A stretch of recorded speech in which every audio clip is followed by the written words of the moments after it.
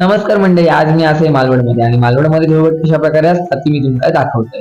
पहिलं आधी कमलेश आणि परागाला कलर लावले, त्यानंतर एका एका घरात उचलून रंगमंच विशाळात बोलवले. मग हे बाजारात गाडी घातलं आणि कमलेशच्या मित्रांना कलर लावून घेतलं. दुकान असल्यामुळे ह्या हातात फक्त टिको लावलं.